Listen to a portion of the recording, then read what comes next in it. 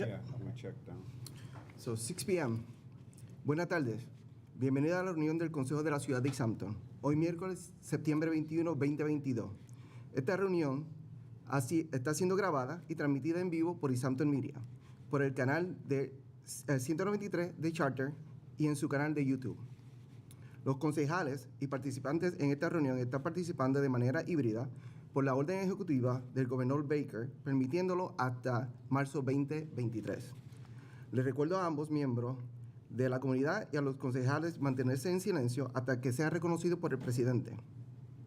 A los que están participando de manera remota, por favor mantenga la cámara apagada hasta que participen en la audiencia pública. Gracias. That's in honor of the Hispanic Heritage Month. Good evening. Welcome to the Easthampton City Council meeting for Wednesday, September 21st. The meeting tonight is being recorded and broadcast by Easthampton Media on Charter Channel 193 and live streaming on their YouTube channel. All councilors are participating in this meeting are gathering hybrid on the executive order by Governor Baker, extended to March 2023, which allow us to do so. I remind both the member of the City Council and the public to remain mute until recognized by the Council President. Also, for the member of the public, please remove your camera for the duration of the meeting unless you are participating in public speak time or the public hearing. Thank you. This meeting is now called to order. Marianne. Connie Denham. Here. Salem Derby. Present. Omar Gomez. Here. J.P. Kwasinski. Here. David Munier. Here. Tom Peak. Here. Brad Riley. Here. Dan Rist. Here. Owen Zaret. Present. That's it. Please stand up for the Pledge of Allegiance. Pledge of Allegiance To the flag of the United States of America, and to the republic for which it stands, one nation, Under God. indivisible, with liberty and justice for all. Thank you.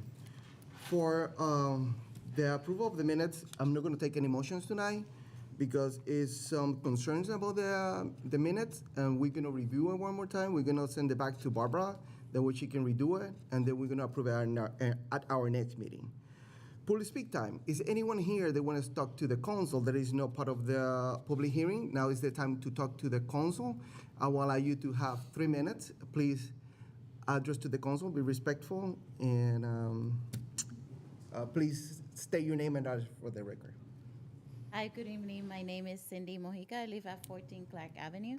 And today I just come to promote 4 events for the high school. Buenas noches. Hoy vengo a invitar a toda la comunidad hispana y de Easthampton a celebrar las actividades que estamos ofreciendo en la Escuela Superior de Easthampton, con el motivo de celebrar el mes de la hispanidad y todo lo que nuestra comunidad ha contribuido a los Estados Unidos. Las actividades son las siguientes. Septiembre 30 tendremos una presentación de la película In the Heights. Octubre 6, el panel de nuestros héroes. Octubre 11, presentación de la historia de nuestra cultura y contribuciones a los Estados Unidos. Octubre 14, cerraremos el mes con una fiesta y con invitados que presentarán mesas e información para nuestra comunidad. Good evening. My name is Cindy, and I'm here to promote 4 activities that we're going to be having at the Easthampton High School. Our motive is Hispanic Heritage Month. The first activity that we're going to have is September 30th. It's a movie night in the Heights. And then we're going to have local hero panels October 6th. Then going to have Hispanic Heritage in the USA presentation. And these are 2 sessions. One is at 2:30 to 3:30. Second session is 5 to 6. They're open to the public. And then we're going to close with a fiesta in our show that is going to be held by the students of the high school. And also this one is 5:30 to 7. We're going to have tables at the fiesta.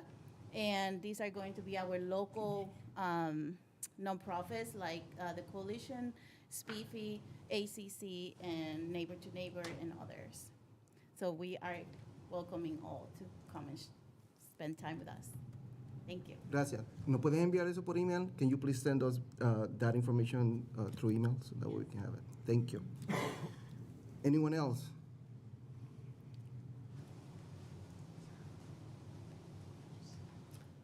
Laura Baldwin, Westfield, Mass.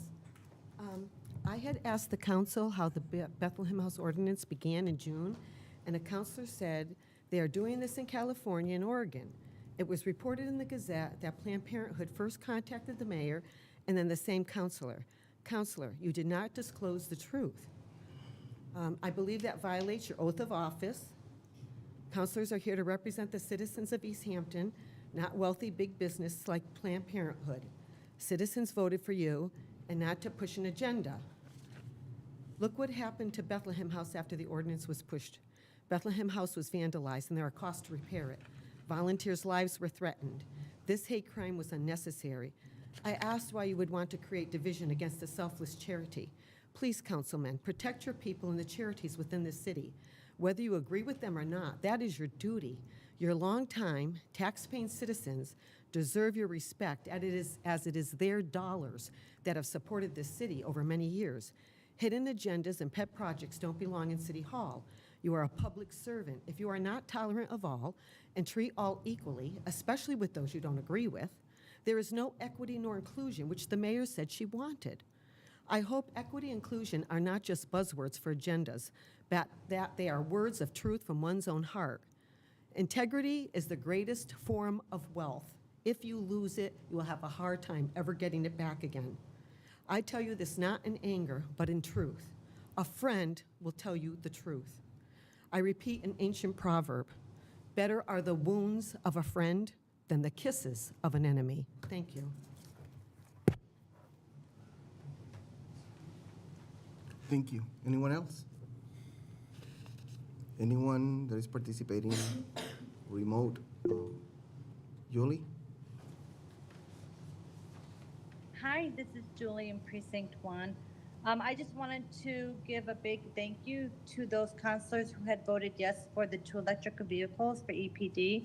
I didn't know if you're aware of this, but last month, Easthampton made the list from the Environmental Massachusetts Research and Policy Center for Renewable Energy. So, and I just wanted to say thank you, and it shows your commitment to our environment for a better future for all, and I look forward to your continual transition of other department vehicles from fossil fuel to clean energy. So thank you very much. Thank you, Julie. Jean?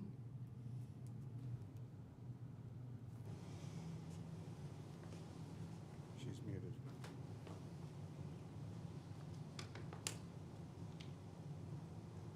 Go ahead, Jean. She has to unmute her. Hi, I'm sorry. Can you hear me? Yes. Okay. I'm on a new thing right now.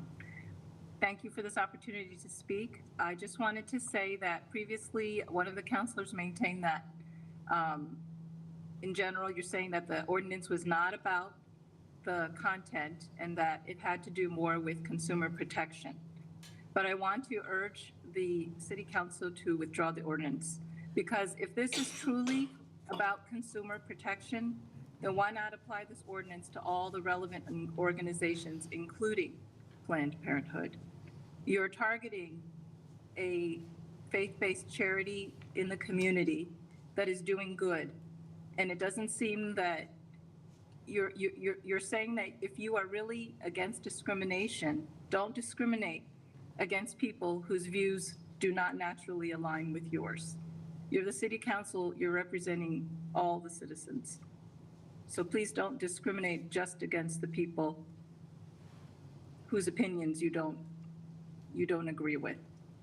That wouldn't be very tolerant, would it? So thank you very much for this opportunity. Thank you. I urge you to withdraw the ordinance. Thank you. Anyone else? Seeing none. Communication from elected officials, boards, and committee. Any councilor have anything, Councilor Rist? I just wanted to say to all of our Puerto Rican residents, including our president, that we in the city of Easthampton, I'm sure the council really, our heart goes out to you once again being struck by a hurricane. Our president's family lives there and has been affected by this again. And I think given that it is Spanish Heritage Month, we should all be thinking, and if we pray a lot for Puerto Rico, They don't deserve this, and I hope the federal government will give them anything they need. Thank you, Mr. President. Thank you, Councilor Rist. Any other councilor? Councilor Saret? Thank you, Mr. President. Just a few quick announcements. Just wanted to echo what was just said, recognizing Hispanic Heritage Month and just recognizing that we fly many flags over the city in recognition of many events. And I hope next year that we see the appropriate flag and symbolism of this month. The Children's Advocacy Center is having an open house. I don't know if the counselors got an email about that. That's October 6th from 3:30 to 6 p.m. This is a very valuable resource within Hampshire County that addresses victims of child abuse and domestic violence. That is a day of a council meeting, but there might be some room to make it to the open house beforehand. And then wearing many hats in the city, I guess in this case a yarmulke. I just wanted to acknowledge for everybody who observes and just to create some transparency that the Jewish high holidays are upon us. The Jewish New Year, which is Rosh Hashanah, 9/26 and 9/27, that's next Monday and Tuesday. It starts on sundown on Sunday. And then the Day of Atonement, Yom Kippur, is October 5th. And just to thank the council again for the members who were willing to create space for members of the Jewish community, recognizing specifically that that day would be difficult for members of our Jewish community to be able to attend meetings. It's always a reflective time for the community in general, certainly is for myself as well as a member of the community. With the New Year, it's a time of joy, and then with the Day of Atonement, it's a time of reflection. It's a time to accept and offer apologies, what we call teshuvah, which is repentance or returning to broken relationships, tzedakah, charity, and tikkun olam, which is repair of the world, which all of which I think in the secular world are things to embrace as well. So again, thank you to the council for moving that. And then I just want to briefly recognize what happened recently in Martha's Vineyard with innocent people who were seeking asylum, not here illegally, but seeking asylum from Venezuela, and were moved from Texas by the actions of a politician in Florida, being used as pawns in a political scheme. And we have to recognize that these are human beings, they're not pawns. And certainly, I will say for myself, I can't speak for the rest of the council, but if those individuals were to have landed here in Easthampton, I would certainly welcome them with open arms and provide them the shelter and support and love that they need and treat them as human beings. And that's all I have. Thank you, Councilor. Any other Councilor? Seeing none. Mayor's communication? Madam Mayor, do you have something? No. Correspondence for the Vice President and Vice President. First, I wanna, we have something that I'm gonna let Councilor Rist read, but at first I wanna say thank you, Councilor Rist, for those words about Puerto Rico. But it's not just Puerto Rico; it's Dominican Republic and Mexico have and Mexico have an earthquake 2 days ago too. Please think about them, especially this month that is Hispanic Heritage Month. Our community is huge here. We do good stuff in this country, and please keep them and keep my family in your thoughts and praise. Thank you, Councilor Rist. Taking Vice President Derby's place, I am announcing for the public Harvest Fest 2022. It is free, good price. Sunday, October 9th, Nonotuck Park, 1 Daly Field Road, Easthampton. 1 p.m. to 5 p.m. There's a bonfire, and the bonfire ends around 6 p.m. The group Roger Salome is playing. It's at the Rotary Club Pavilion number 4, 2:30 to 4 p.m. And I think that's when the band is playing. Food and drink is available. So Harvest Fest 2022. That's the announcement. Thank you. Thank you. Vice President Derby, do you have anything? No, Mr. President, thank you. Thank you, Councilor Derby. It's 6:14. I will take a motion to open public hearing. So moved. Second. We have a motion and a second to open public hearing. Marianne? Connie Denham. Salem Derby. Aye. Omar Gomez. Aye. JP Kwasinski. He say aye. Dave Munier. Aye. Tom Peak. Aye. Brad Riley. Aye. Dan Rist. Aye. Owen Zaret. Aye. Motion passes. First, we have some transfer. Councilor Rist. Yes, these are all fairly easy transfers, counselors, end-of-year things. The first is a interdepartmental transfer of $1,760 from the reserve fund. This is to sew up the budget for the city council clerk, our city council clerk. As you recall, we budgeted $5,000, but it was underfunded in the budget and was resolved with the mayor following that. So this is to cover that shortfall. This makes the clerk's salary $5,000. The Finance Committee approved it 3-0. Any councilor have any questions or comment about this? See, no, anyone from the public have any question or comment about this transfer? See none, Councilor Rist. I will move that the full council approve an interdepartmental transfer. The amount requested is $1,760 to be transferred from the reserve fund, $1,760 to be transferred to the city council permanent clerical account, $1,760 for the purpose of providing fiscal year 23 balance of funding for the council clerk salary. Second. We have a motion and a second for interdepartmental transfer of $1,760 to provide the fiscal year 23 balance of funding to the city council clerk salary. Any further discussion? Seeing none, Marianne? Salem Derby. Aye. Omar Gomez. Aye. JP Kwasinski. Aye. Dave Munier. Aye. Tom Peak. Aye. Brad Riley. Aye. Dan Rist. Aye. Owen Zaret. Aye. Motion passes. Councilor Rist? We have, Aye. I'm sorry, I wasn't. we miss you. Yeah, yeah. Sorry. She say aye too. The Oh, motion I'm sorry. passes. I'm not used to that. I gotta go back up. Yeah. Nope, never. We apologize for that. No, I'm good. the next interdepartmental transfer is an old bill. We frequently get these at the end of the fiscal year when bills are checked by our auditor, and this is a minor bill that needs to be covered for legal needs from Clifford and Kenny, which is our labor attorney. So the amount is $902.50 from the reserve fund to cover this old bill. Finance Committee approved it 3-0. Any councilors have any question or comment about this application? Seeing no, anyone from the public have any comment or question? Seeing no, Councilor Rist.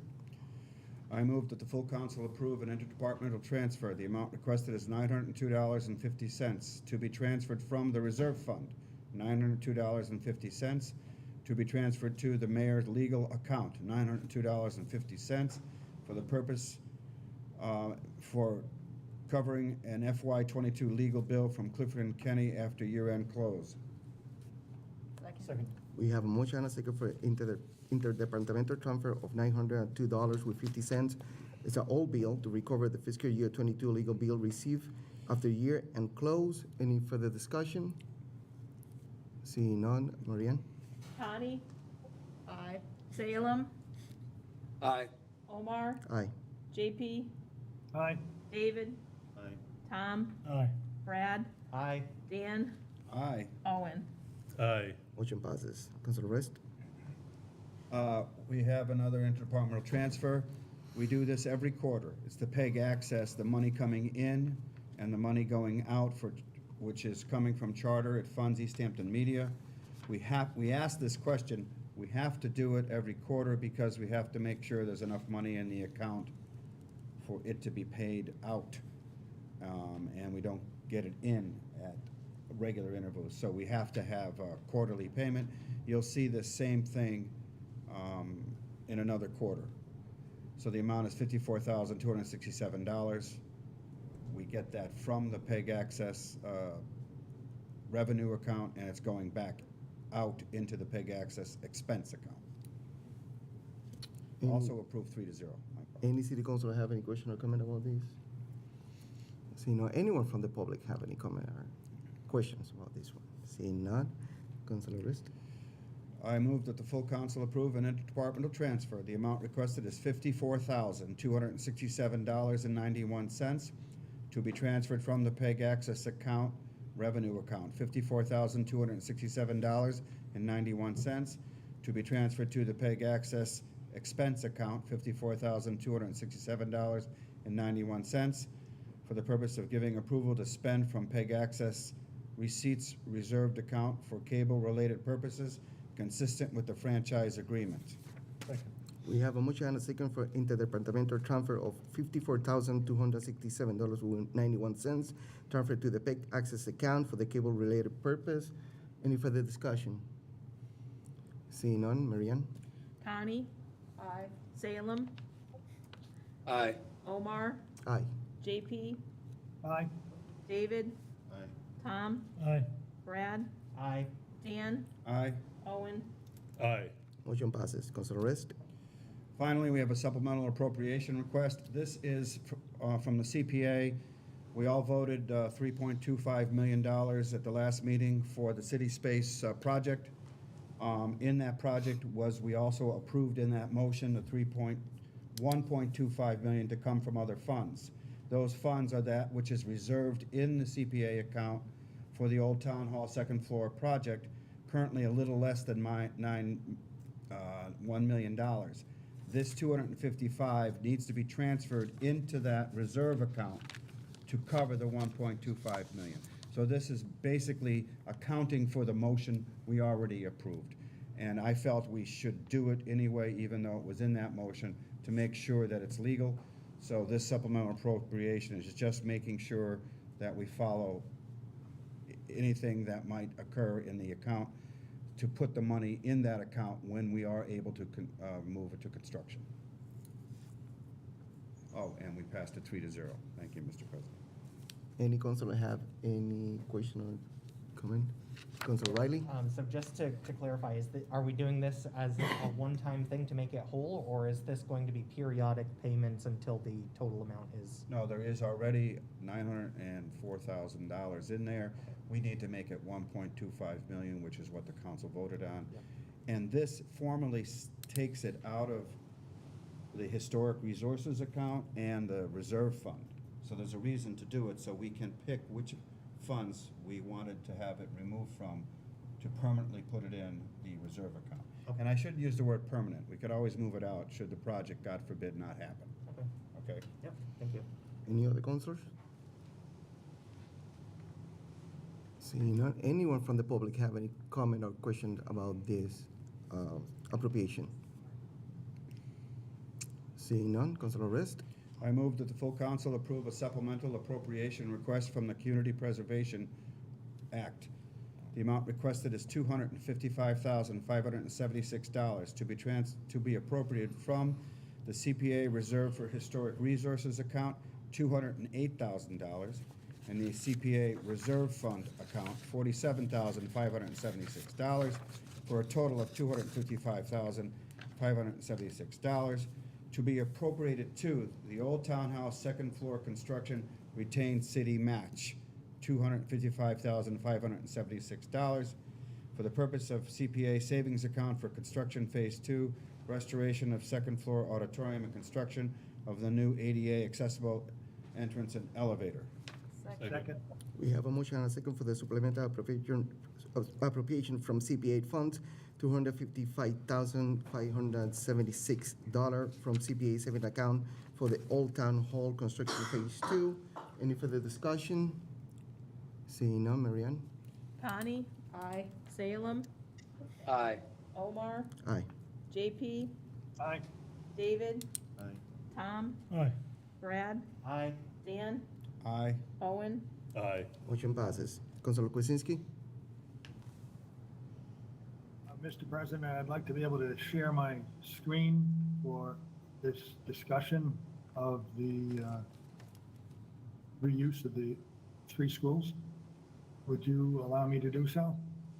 I will allow you to do so if it is related to something that we discussed at the committee. If it is something that is not wasn't in the package, I'm concerned that it's open meeting law violation because none of the councilors saw it before. But if it is part of what we work on the committee, I'm okay with that. I believe it qualifies as what we discussed at the committee. Okay. Do you have the access to do it, like to share something? He has to be a host. Let me see. You, Yeah, I will do it now. Yes, that room. Let me see where it could be. Can you ask Easthampton? Would you be here?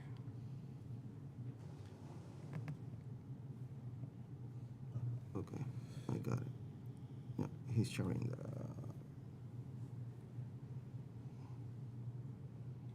does that show? Yes. Ah, excellent. So we should see Easthampton's public heritage? Yes. Other councilor can, excuse me, Councilor Kosinski. Other councilor can hear him really I well? can hear him all right. It's a little low, but Okay. Let me see if I can turn the volume up just a bit, and I'll try to speak louder. Is that a bit better? Yeah, I can hear. It isn't every day that we get the opportunity to discuss 3 buildings with 100-year-old histories and be able to acknowledge the heritage that we have inherited. The Maple Street School, the Center Street School, and the Pepin Street School. Now, with all due respect to the mayor doesn't own these properties. With all due respect to my fellow counselors, none of us, myself included, own these properties. And with all respect to any city departments, no department or department head own these properties. If you take a trip to the Registry of Deeds, the records show that the inhabitants of the city of Easthampton own these properties. So Massachusetts law requires that whenever the inhabitants create a request for a proposal, that is an RFP to dispose of the property, that RFP is an agreed upon joint process between the mayor and the city council. And there's a reason for this. And that reason is to assure that all of the inhabitants have input into the process. Now, from my perspective and in my opinion, ideally this process should be joint and collaborative from start to finish and include the mayor and any and all councilors so that all the inhabitants participate and feel free and comfortable to make their wishes known. Now, as we know, the mayor appointed a committee to study the map, and that went on for quite some time, and handed the council a report to approve. It should come as no surprise that the council wanted to hear for itself from the constituents.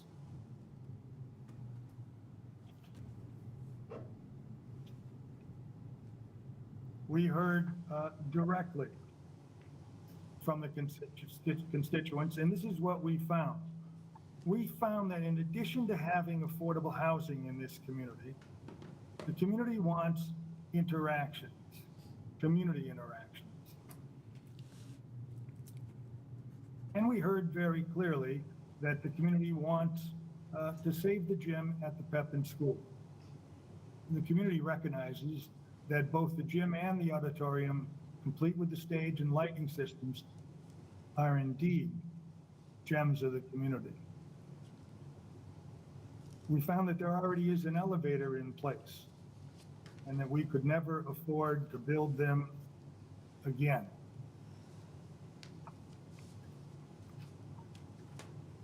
We all know how important exercise is for all ages, for all groups of people. And studies have shown that neighborhood recreation facilities and facility membership are jointly associated with physical activity.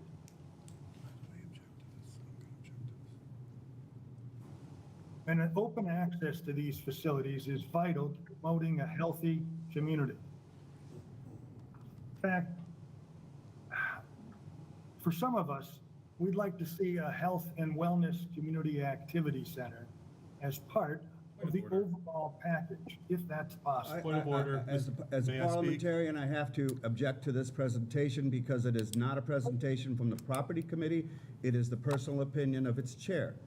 and a presentation which the rest of us did not have an opportunity to review nor rebut is being presented to the council. I believe it's an open meeting law violation, and I must ask the president to not allow it. You are certainly entitled to your opinion, which you're giving, but a presentation, which you're doing, a written presentation, a PowerPoint presentation, does not allow the public to rebut, having not been put in the package prior to that. And I it's an believe- opinion. This is a property committee report. Did the property committee present this? Councilor Rest, that's well taken. Councilor Kwasinski, please keep your comments about what happened at the meetings. And I think you're gonna have the opportunity at the end to give us your opinion about what you think about the RFP. But if this is not the report from the committee report is something different. Can you please state your comment about the RFP that we have in front of us and at the public hearing that is coming in front of the people too? Sure. We discussed using the facility as for various purposes.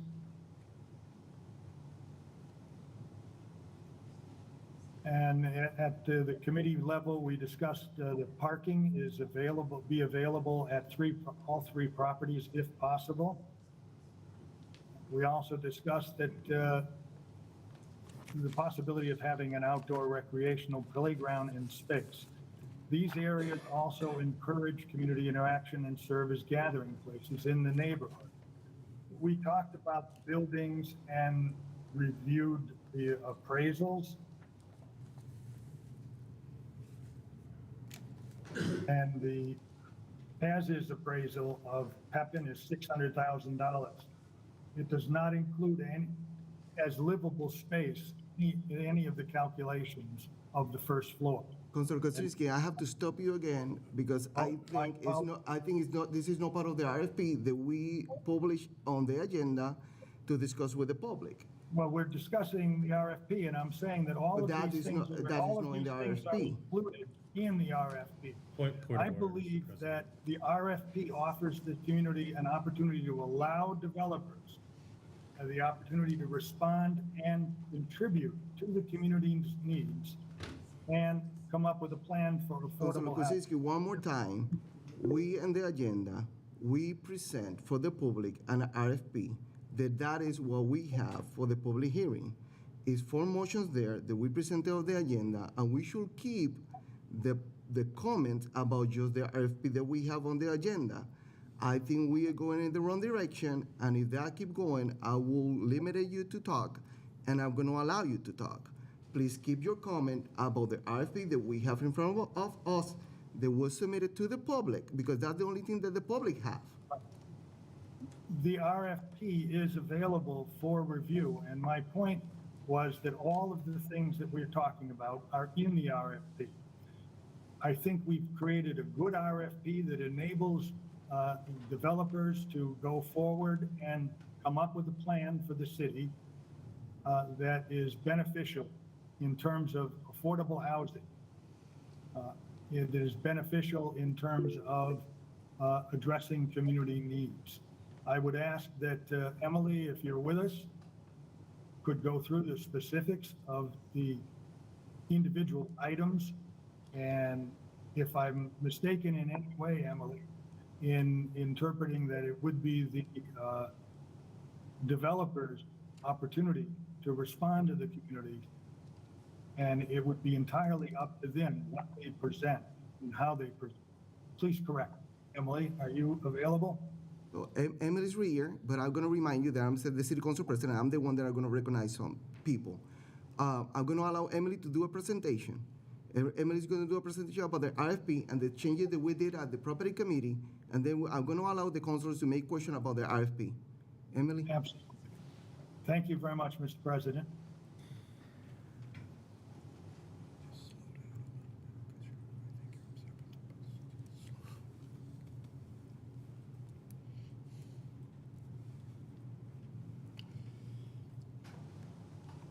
Is that going out too?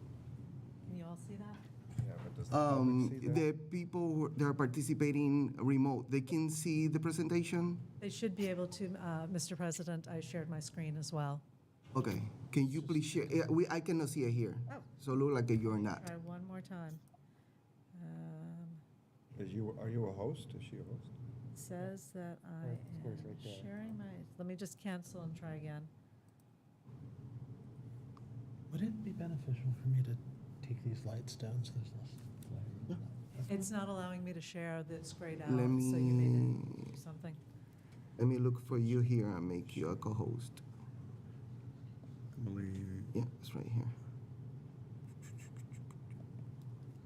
yeah, Can you do it now? you weren't a host. It is still grayed out. Let me just give it one more moment to. We have a light show. There you go. That's good. No, I am still grayed out. Mm. That's sad because we tried before and I worked. know, it worked before, Mr. President. It really doesn't. I know you're the host. Whatever. You know what? You might have to turn that camera off and then turn it back on again. What do you mean? Reboot that. Oh, that laptop. Not reboot the laptop, but I could sign out of Sign the out and meeting and sign sign back back in, in again. Try that. Let me ask if the people from Easthampton Media, with the camera that we have, that they can project the other TV and then people can see it? That could potentially work. Do you want to try that first? Yes, I'm waiting to see if the Get a nod. people from Easthampton Media can do that instead of showing us showing that TV. Because it's a camera behind you that I think they can control. Are they listening? Mr. President, while you're waiting, may I? Controller. As clerk of the property committee, I just wanted to make sure that you are satisfied with the explanation to the public of the property committee's process thus far prior to this presentation. If you feel that the public needs more clarification about the process that we went through. Yeah, let me do the presentation and They've got then it now. we can, yeah, they got it. They've got it, so you can present. Yeah, Perfect. thank you, Easthampton Media. Let Emily to do the presentation and then we'll allow you to do it. Emily? Thank you very much, Mr. President. Counselors, can everybody hear me? If you can't at any point, just wave your hands or say It's better if something. you're just stuck to the console. I just want to make sure that everybody can hear the Okay. voice. So thank you for having me. My name is Emily Innes. I am a consulting urban planner and designer. I am the consultant working for the city and helping to work through the process and also prepare the materials, including the draft RFP that came to you, the city councilors, and then went to the property committee for further review and thought. I want to touch very briefly, I know this is in your packet, so I don't want to spend a lot of time on it because there's a lot of text in there, but I do want to touch very briefly on a couple of important points. One is that the RFP did not come out of nowhere. Back in 2020, the city did a downtown strategic plan that was approved in March of 2020. There was an extensive chapter and extensive public input in looking at what could happen with 3 schools. It was known at the time of this study that they would become available for some other use. And the second thing that happened that led into the discussions that the committee had on how to prepare an RFP and what the content should be is the Easthampton Housing Production Plan, and that really led to the understanding among committee members that there was a need for affordable housing. So the 2 planning processes that happened prior to the development of this RFP really fed into that. As Councilor noted earlier, there was a timeline in which a committee was working to put together a draft RFP that would be submitted to City Council for its review. That happened, and we moved forward with the Property Committee to make some changes. And it's really those changes that I want to talk about tonight. So I believe this is online and everybody can go through. Now, one of those changes was originally the focus of the goals was the affordable housing, the flexibility of the RFP, and then the community values. And that really switched a little bit so that the community values bumped up from being third on the list to being second on the list. And that was really the discussion around Pep and Gym and the cafeteria and auditorium made that so much more important in this discussion. With that, there were 2 rounds of changes that the property committee did. The first one was from its meetings over the summer. We made a set of changes on right before the 9/8 meeting of the property committee. And that was adding text to address the potential community use of the Pep and Gym and the auditorium cafeteria. And from that one change, there flowed through a couple of other changes. So that changed the description of community values and concerns around Pepin itself, and making sure that any developer responding to this understood that importance. It then flowed into the development goals with the idea that there might be an opportunity for a developer responding to enter into a potential public-private partnership with the city to retain the use of the space. From there, it then flowed into the requirements that a developer has to meet when they submit the proposal.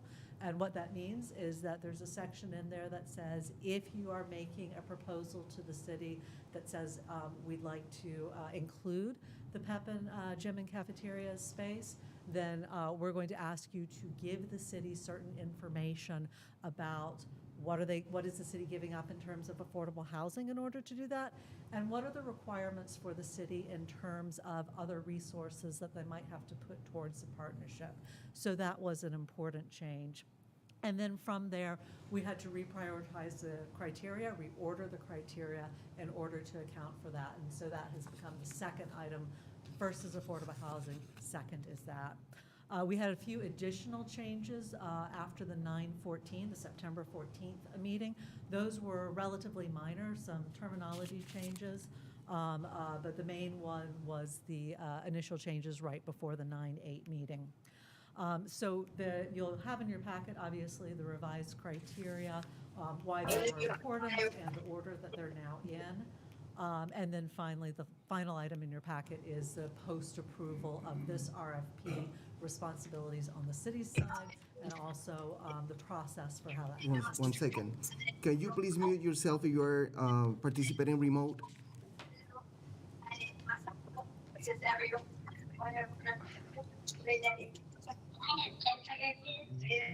That's what I'm doing.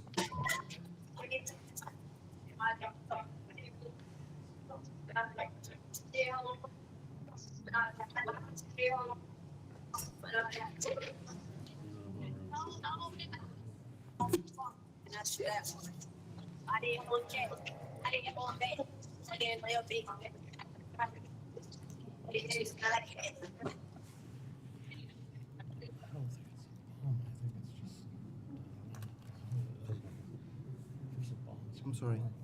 Not a problem. Go ahead. You get all sorts of Thank different you, Mr. interruptions. President. So just, I was flipping through the RFP I can't hear criteria, anyone and now, just, including Emily. again, for people at home who might be watching this, I know you have it in And your I'm not packet, sure but just anybody so can they hear know, me. There's also the post-approval roles, so that people understand what the process is after tonight, depending obviously on the city council's vote. Point of information, I was unable to hear once the Okay, can you call. repeat, like, know everything, but can you please repeat a lot of stuff because the counselor at home couldn't hear you? Okay. Because that was, looked like some people was talking at the same. Because of that? All right, why don't I go I'm back to sorry the again. changes Go then? ahead, yeah. Not a problem. So again, the changes from the property committee meetings over the summer to right before their September 8th meeting, those were the most critical changes.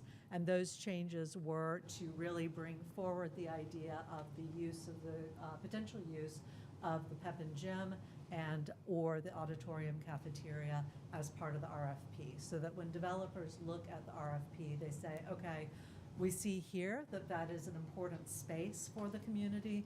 We see in this next section that one of the requirements may be to keep those.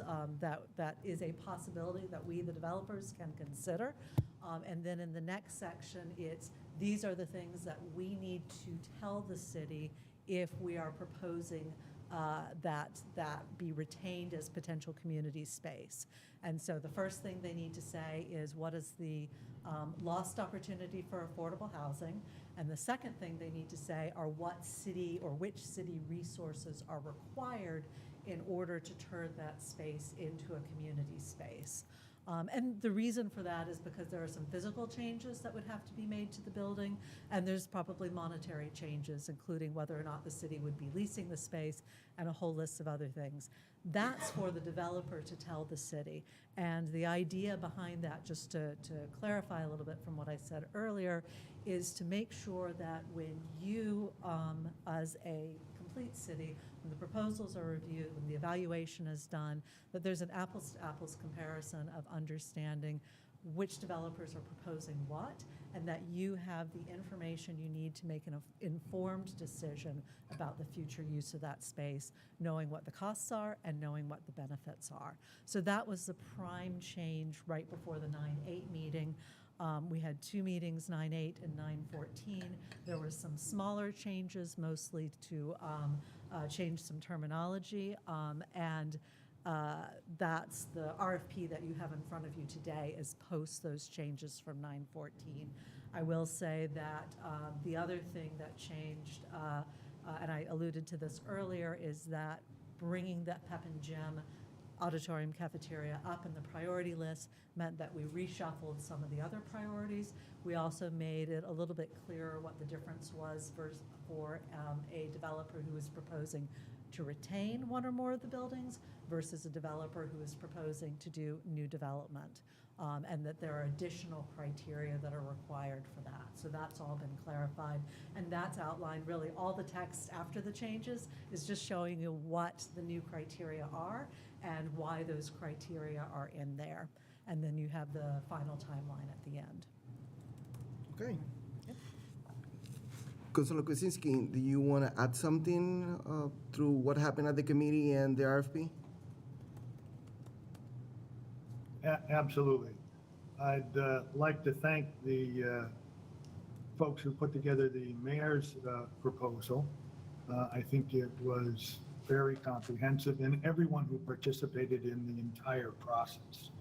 I'd like to say that the property committee, after spending the summer reviewing this, it recommends 3-0 the RFP as written. It does not contain any requirements about price. It does not contain requirements about definitely keeping the gym or the cafeteria, auditorium. It leaves open fully the proposal to the developers to come to us. And my understanding is once the mayor reviews the report from the RFPs, that the mayor will present to the council of final disposition of the properties. Or we'll think about a plan. Perhaps another member of the committee would like to say something else to add. I would be amenable to that if you are, Mr. President.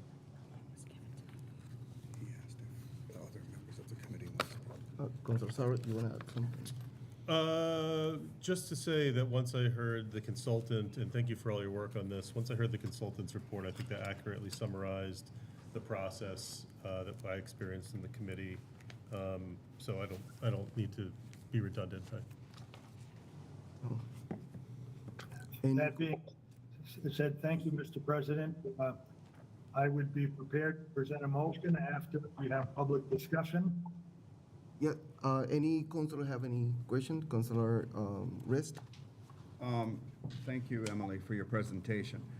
I was prepared to vote against this RFP had it not had that, I guess, the possibility or the requirement that the developer present what would happen if he saved the gym and the auditorium, how many affordable housing units would be lost.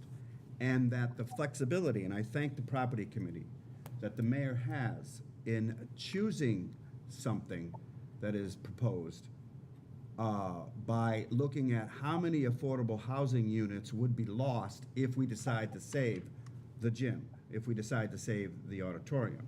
So I am happy that that was not a requirement presented, because it would require me to amend it, because I would not agree to that. But I feel very comfortable now with this proposal, property committee, because it does allow the mayor the flexibility to look at these. I'm not sure I agree with raising the level of the housing, the gym and the auditorium from wherever it was to number 2, but I'm sure that the property committee recognizes that affordable housing, that's the biggest thing we need to ask for with development. So I thank you for that, and I'm glad I don't have to rebut the proposal. I'm ready to vote for it as it stands. Thank you. Councilor O'Reilly? Yeah, so I guess I kind of have a couple of questions mixed into one here. So let's say we receive a proposal from a developer to keep the Pepin Gym and the auditorium.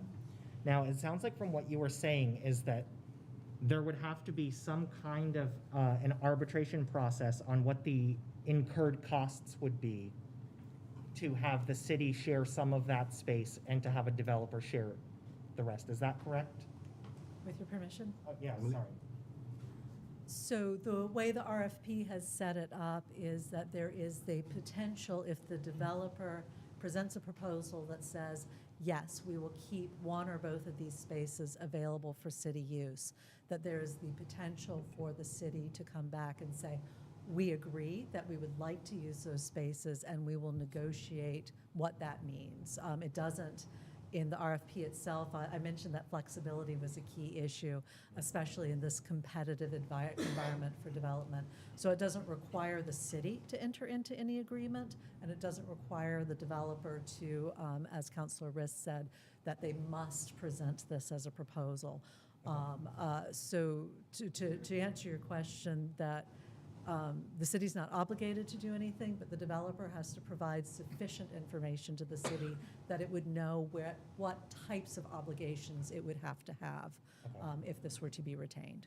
And so then the second part of that question then is, so it's my understanding that once the RFP moves from this process, it then goes out, we start to receive, ideally we receive proposals. Then the selection committee starts to grade these proposals. So let's say that this is a situation that takes place. At what point does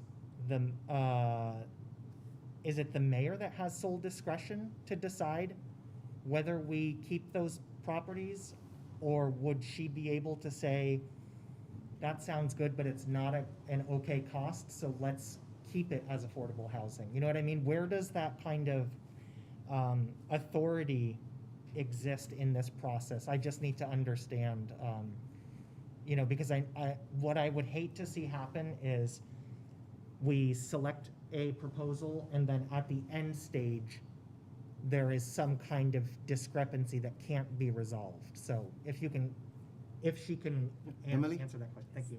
Thank you. That is an excellent question, and so there's a couple of other pieces that come into the process. The really voting on the RFP is not a final stage, it's opening up a new stage. So the other two components that come into this are the weighting criteria. So all of those evaluation components, the evaluation criteria, can have certain weights assigned to them. And the property committee had an example of how that could work. It is by no means the final one. So that's, first of all, how the proposals are weighted against each other and how the weightings fall in each of the categories is still to be discussed. And because of the length of time it takes for the RFP to go out, for the developers to assemble the proposals, and for those to come back, there is still time for that discussion to happen. You do not put the weighting criteria into the RFP. The second part is the interview process. So the interview questions still need to be determined.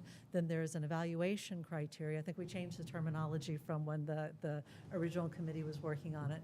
The evaluation committee ranks the proposals against the weightings, and then also conducts the interviews using the questions, ranks those, and then comes up with a preferred developer recommendation to City Council.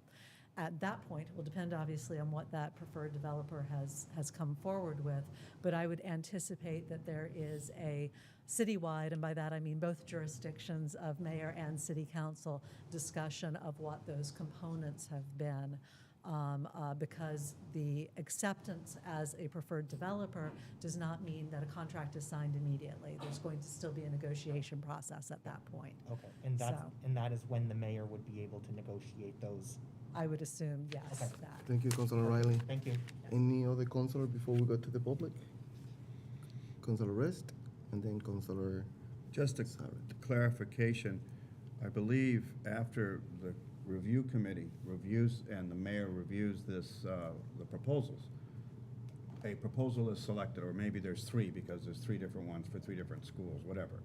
The city council Yes, has the yes. final vote on that. I'm sorry, I didn't make that clear. The recommendation comes to the city council at that point. and We you vote have on the that, final vote. yes. Now, we certainly will be interacting along the way, but once we make that final decision, we could say, no, we could reject it, but there will be a committee involved. It's not just the mayor, just so everybody knows that. It's not going to be one person's decision what to present to us. That is absolutely I correct. wanted everybody to know that, because Yes. I believe a committee is being thought of, and there's also going to be a lot of involvement by counselors and the public, so. Yep, thank you, Councilor. By the way, that's on page 28 of the RFP. Councilor, Page 28, he's Yes. pretty good. Thank you. Councilor? Thank you, Mr. President. Just to summarize, I think some of this may have been said, so forgive me if I'm being rhetorical here, but these are just criteria. So I feel that certainly the information gathering process that happened with all of the community input, and then what happened with the working group that was formed by the mayor, and then subsequently what was done by the property committee, was to take into consideration all of the needs, certainly the needs, where we're talking a lot about affordable housing, but then the desires, and to some degree the needs as well of the community. So we're all aware, after having had the discussion recently about the housing production plan, of the need for more housing in general, whether that be affordable or workforce or whatever in the city. We need to produce more housing units. But there also was a recognition and sensitivity to community needs expressed to preserve spaces that have been historically used, specifically the Pep and Gym, to, I feel, this is my opinion, to a slightly lesser degree, the auditorium and the cafeteria in Pepin. But we wanted to be sensitive to all of the requests that were coming in and make sure that that was reflected here in the RFP. And I also do appreciate what the committee did was they separated out sort of major and minor criteria in terms of public access, i.e. Criteria 2 with retaining the Pep and Gym or cafeteria, and then minor community connections, which are kind of more general, i.e. public parking, which is a big issue, maintaining neighborhood playgrounds and parks, and then, generalized indoor-outdoor community space or whatever. A developer could theoretically come back and not have, and I could be correct if I'm wrong, not meet any of these criteria, and they get a big fat 0 for that. I think the consultant also pointed out that these are or will be appropriately weighted too. So more important criteria such as housing, and then probably to a lesser degree retention of valued community resources will be weighted higher than other things. I think those are the bigger things. I mean, I feel that we know the importance and need for housing in the city, affordable and otherwise, but also when you're reusing space, obviously you need to take into consideration the community at large. And when you're creating space for new people, i.e. new residents, you need to make sure that you're either preserving or creating spaces for people to congregate and recreate. And so I think that the RFP as it stands now is also thoughtful in that aspect, in that it takes into account the need for spaces for people who either will live in these spaces or will live adjacent to or want to use these spaces. So I just wanted to make that clear, that's all. thank you, Councilor. Any other councilors before I open it to the public? Seeing none, I will like the public to participate. I will encourage the councilors to take notes. Probably it's going to be a lot of questions, a lot of concerns still with the RFP, And I'm gonna let everybody to talk. We're gonna take the notes, and then we're gonna ask those questions to the group, Emily, to Jeff, if necessary, Michael Owen, that is here, work for the city, and the mayor. But now we're gonna open for the public. You're gonna have 3 minutes. My to talk- apologies, to- I'm Mr. sorry, President. Councilor Kozinski? Yeah, Mr. President, point of information, did Emily talk about number 11 being dropped from the proposal that was timing? I didn't hear that. I may have missed it. I apologize. Emily? Do you wanna cover that before we go to the public? Happy to, Mr. President, and thank you, Counselor.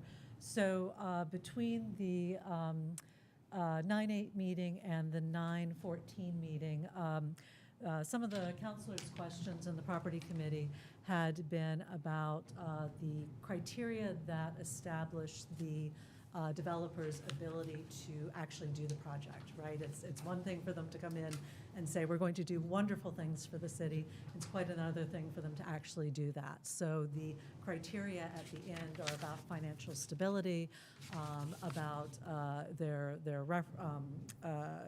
ability to have actually done some of this in the past, similar types of construction.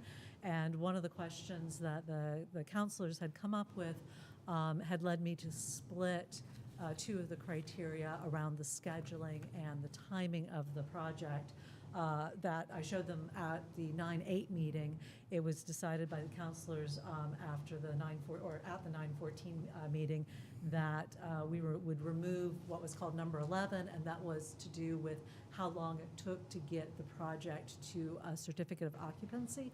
And the feeling being that almost every project over the last few years has had significant delays, so it wasn't really a fair criteria to put in, but which I agreed with, having seen that in any number of proposals and kind of wondering where that's coming from these days. So, so we removed that, but we did leave in the criteria about how long the developer would expect the city to keep the buildings under city control and therefore city responsibility for costs.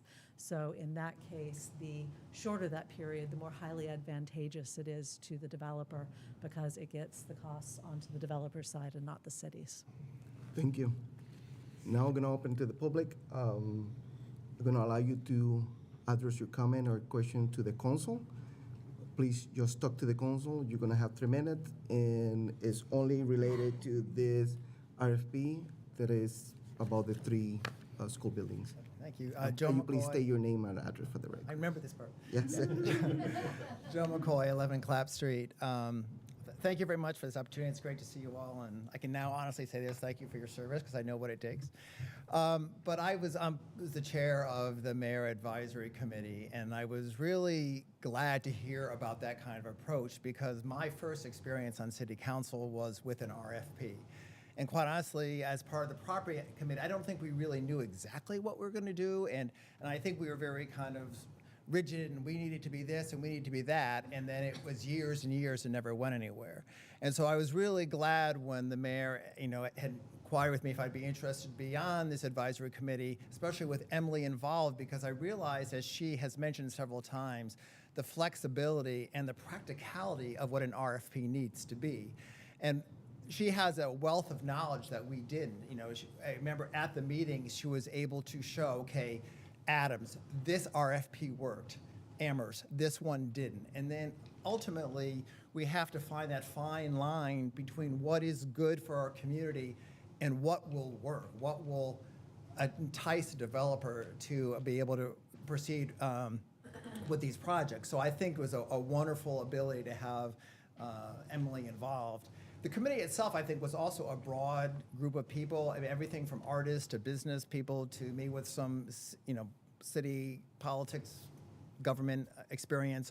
So I think that brought a real diverse approach to it, as well as accumulating data from the downtown committee, as well as the affordable fair housing. All that data, I think, was a nice way to kind of get a feel what's going on. I don't want the committee to ever feel that we had the goal of usurping by any means. Matter of fact, I think from day one, I kept on saying to Jeff, you do know this is the city council's decision. You do know, but it was not. We felt you really couldn't take up your time while it was not in front of the city council. So this was a way for us to do some of the legwork, to put some of the data, to use Emily's expertise, and to help give something for you to improve on. And I think the process worked. I mean, at times, yes, it's contentious and it's clumsy, but there was some information given to you guys. You went through it. You had more public input, and I think from what I'm gathering, you came up with a document that most everybody is comfortable with. Yes, this gives us our goal of achieving affordable housing, but also gives us the flexibility to negotiate community. So I think the process has worked, and so I hope you all vote in favor of the RFP. Thank you. Thank you, Joe. Anyone else?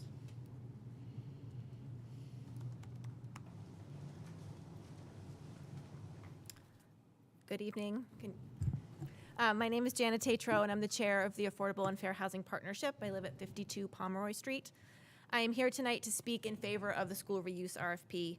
I want to thank the School Reuse Committee and the Planning Department for their leadership on this, and I want to thank the Property Committee for its thoughtful consideration of the RFP and for bringing it back to the full council for a vote tonight. The City of Easthampton needs affordable housing. According to our 2021 Housing Production Plan, we must produce 38 units of affordable housing annually to reach our 10% affordability threshold set by the state. The opportunity that the city has before it to use city-owned buildings to create affordable housing is rare.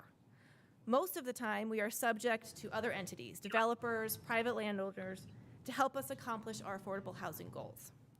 In this case, the city is in the driver's seat and has the ability to make something happen.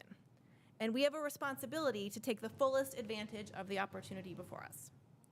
I trust that the council understands that we need affordable housing. I've been before you many times to talk about this.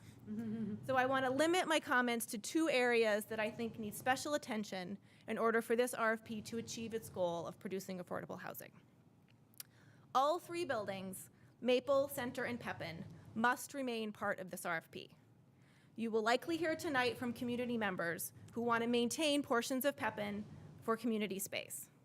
And you may feel compelled to then reconsider disposing of Pepin for affordable housing. And I think that would be a mistake. The RFP, as Emily has explained to us, includes provisions that allow the developer to retain portions of Pepin, most notably the gym and/or the auditorium, and gives additional points to developers who choose to do that. But our main objective is affordable housing, and we need all three buildings as part of the RFP to make a project feasible for an affordable housing developer. Removing Pepin or adding provisions that may require the developer to retain the gym could make the project economically unfeasible and could result in receiving no proposals. My other point is that the council must convey the buildings for $1 to an affordable housing developer. Council has been provided information about the appraised values of the buildings in order to consider disposing of the buildings for less than market value. These buildings are old, with years of deferred maintenance. Housing construction prices are high, and affordable housing developers will not be able to pay for these buildings. Conveying the buildings for a profit to the city will likely make the project economically unfeasible and could result in no proposals.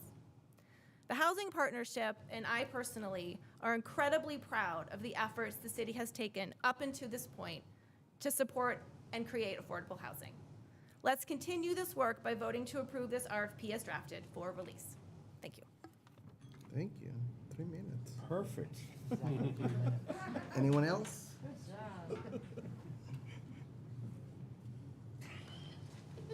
I didn't expect to be speaking because maybe I've missed a lot, but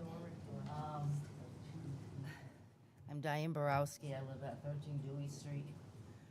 All this about affordable housing, I think part of it should be the community, and I'd like to see a senior center over to Pepin. That's my feeling. To have all three buildings for affordable housing.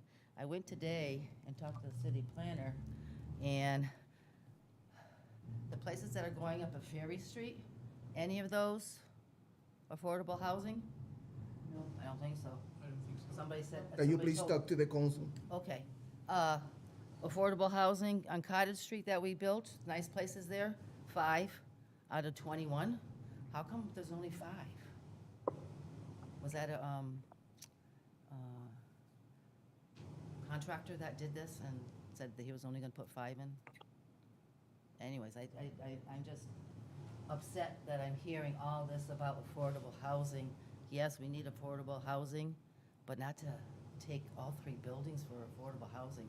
You know, we seniors and other people that were constituents here, we need to have access. Like my granddaughter says, oh, the Pepper School is so close to the library. If they had community activity within one of the schools, I just hate to see all 3 buildings go to affordable housing. That's my opinion. Thank you. Anyone else from the public that want to participate? Tom Brown, I have a couple of hats I'm going to wear here. One is Economic Development Commission, and the other one is Council on Aging Board Member. First of all, for many years now, EDIC has recognized the need for housing, both available and affordable, as a major component, if not the most important component to economic development. There's very limited housing available and very limited affordable housing available, and that's why we support the RFP in its current format, prioritizing affordable housing. You've heard on a couple of occasions, and we heard at the Property Subcommittee meeting about the need for a senior center, and we wholeheartedly agree, but not in an old school. I've been on the Council on Aging Board for 36 years. And in that 36-year period, we've been in 4 locations. And all 4 of those locations were in old something. We're currently in the old post office. Not a day goes by that someone doesn't come in looking to buy stamps at the senior center. I, for one, and I believe, I can't speak for our board, but we're going to hold out for a newly constructed senior center someday in Easthampton. I have said that in 36 years, Easthampton has never had a senior center. We provide senior services in some old building that used to be something else. So I'm fairly certain that the Council on Aging Board is not in favor of moving into an old school. We'll hold out for a new building someday. The last thing I would offer is that, again, at another property subcommittee meeting, I use the analogy of going fishing. And I can stand on the shore all day long and wonder what I might catch.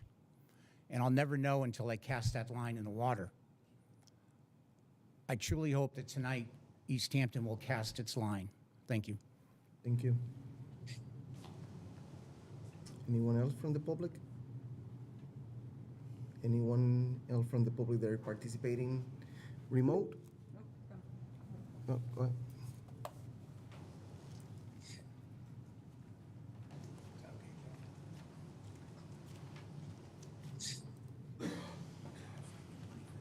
I'm Marvin Ward, and I live kitty corner across the street from this building in the Cottage Square Apartments. There's one subsidized apartment in it, I think, maybe 2 or 3, but there are 50 there. But they're all, what you might say, rent controlled, because the builders, the owners, got tax credits. So it's a tax credit project. I think that the keeping of the gymnasium and the auditorium is essential, because we don't have any equivalent of either of those facilities in the center of town. And when I first heard about this, that was all going to turn into affordable housing, I thought, that's ridiculous, because how do you build a new auditorium? It's not cheap. How do you build a new gymnasium? It's not cheap. And you have them, and they're good. So this recent change is workable and sensible.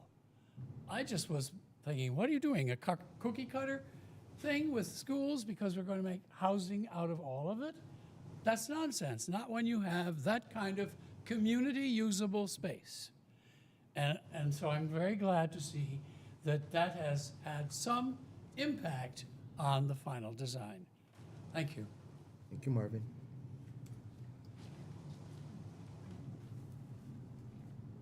Anyone else?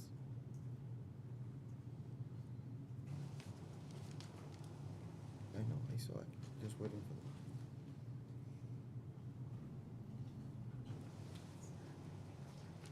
Hello, my name is Tristan Chambers. I live on Clark Street.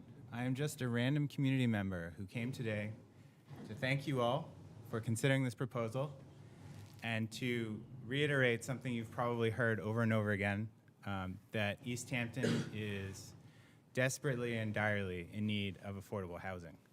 I've met people waiting my table, people on the street who work in Easthampton, but they don't live in Easthampton, and they would like to live in Easthampton where they work because there's nowhere for them to live. There's no affordable housing for them in Easthampton, and it's a huge problem.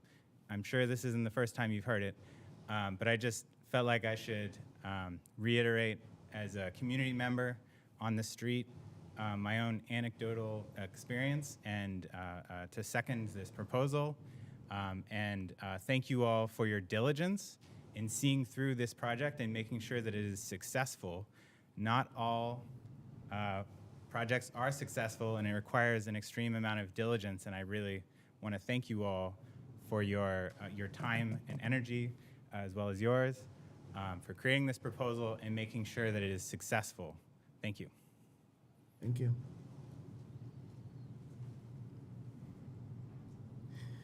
Anyone else from here before I go to remote? Seeing none, I'm going to apologize if I mispronounce your name. Kayam?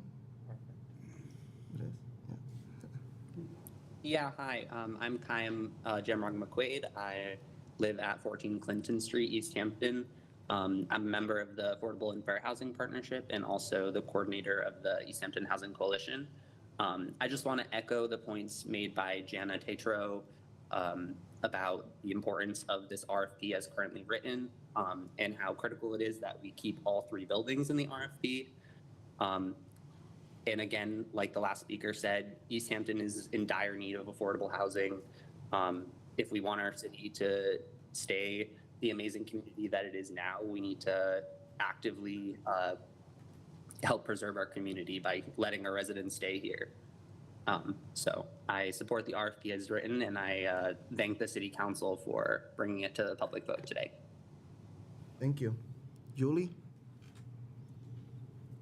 Hi, thank you, Julie Thomas.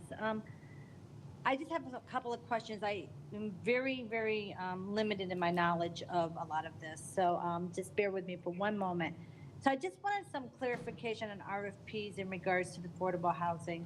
I just was wondering, in general, what would the impacts be to city resources and services to support and meet the needs of the increased growth, such as the schools, first responders, and other government agencies? Is there like a plan in place for that? And then lastly, I'm not sure if nonprofits are allowed to submit for RFPs, but if they would be tax exempt, and if residents were subsidized, what happens if the income and revenue doesn't meet the need for the growth of the services required? Who makes up that shortfall to ensure that when the time comes, services will be maintained to the level of service needed for that growth? So that's all questions. I know you guys can't answer me, but if you could tell me how I can get those answered, that would be great. Thank you. Thank you, Julie. And we're going to ask for you. Leslie? Hi, I'm Leslie Button. I live at 5 Fox Run in Easthampton. I understand the need for affordable housing and support that. So it will be interesting to hear what the RFP reveals. That said, I want to just remind everyone, I think you're well aware of it, that there are also other community needs. So a couple of people have spoken to the Council on Aging. That is an old building, retrofitted for a need it no longer meets. So there's the over 55 population, but then there's also the youth Head Start. So I'm not sure if the master plan, I think I heard reference to that earlier, sort of incorporates those things, but if it doesn't, the city really needs to take a hard look at that, because there are needs beyond what we're talking about tonight. So I appreciate the effort that's gone into this and all the work that people have done. Thank you. Thank you, Leslie. Kyla?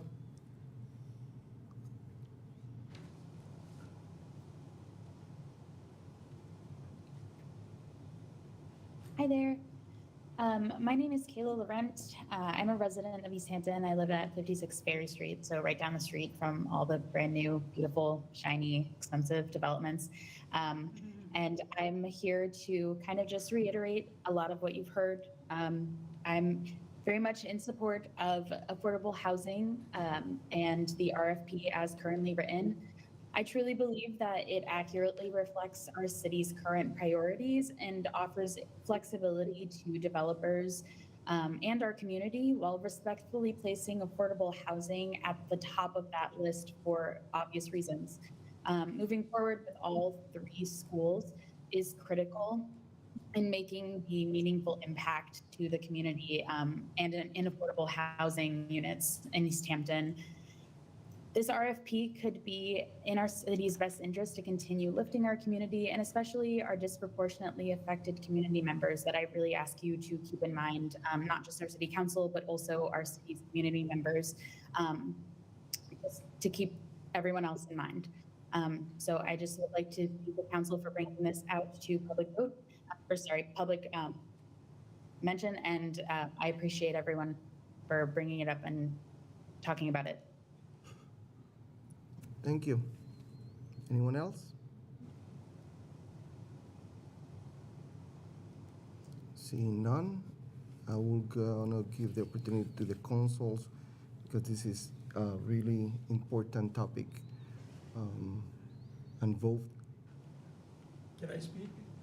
I don't live in Easthampton, no. You can speak. I know. Well, go to the podium and please state us. Say your name and address, and I will give you 3 minutes. Just wait until you get there. Oh, I gotta get the mic? Thank you. Check, all right. So I guess I'm wondering. Please name and address for the record. My name's Aristide Daniele. I live in Southampton, but I own Nini's Restaurant in Easthampton. So my property abuts the property on Maple Street. So parking's a major concern for my business and a bunch of the businesses on Cottage Street. That's why I came tonight, just to see how that's being addressed. I guess I have a general idea of what the RFP does. My question is the idea of the attractiveness of it, right? So it's the idea of this idea, it has to be all 3 properties. Has that been already ironed out? Is there an idea of could we possibly carve out, like there is already a park at Maple Street School, there already is parking at Maple Street School, could we carve that property up rather than give them that whole property? That's really what I was thinking was, there's plenty of parking there. If you get X amount of units, you times it by the number of bedrooms, we allocate that number of parking spaces, then we carve up that piece of property, we leave the park place in place, and we actually allow for parking for the downtown businesses in Easthampton. Is that actually in there somewhere? I don't know, I haven't seen it yet, but that's just something I'm concerned about. Thank you. All right, sit down now. Please. Are we addressing it? Are we talking about it? We're gonna ask for you. Anyone else? I will allow the councilors to make questions or comments one more time before we vote. Councilor Peak. Yeah, I just want to remind my colleagues that we were we recently rezoned the one remaining school that was not in our smart growth district and also changed up some of the regs in our smart growth district. City Planner Bagg can correct me if I'm wrong, but my understanding is that part of being in that smart growth district is that should we develop or should affordable housing be developed in that district, there is a payment that comes to the city from the state as a result of that development. I think this is relevant because Julie was asked, but I've been asked before, like by friends and community members, about not just this project, but virtually any project of affordable housing. You know, well, if you get new people coming in, they're going to require services, and our city services are already stretched so thin. Like, how's that going to work? I don't want to stray too far from this just because this isn't exactly related to the RFP, but I guess it sort of is. And I just want to just remind people that we actually did just vote to amend our zoning in a way that potentially, I need to double check on the details, but my understanding is that the city could be eligible for funds from the state should affordable housing be built in that area. Just a thing to throw out there. Thank you, Councilor Peak. Councilor Sarek or Councilor Rist? Well, I wanted Emily to, what he just said probably answers the question, but did the committee or the reuse committee discuss resources versus growth? And is there, in your mind, is Councilor Peak correct, if we do affordable housing, there is funds coming back to the city from the state that will help us cover those costs? To the second question, yes, 40R provides a payment from the state. I have not reviewed your specific 40R zoning, but yes, that is part of it.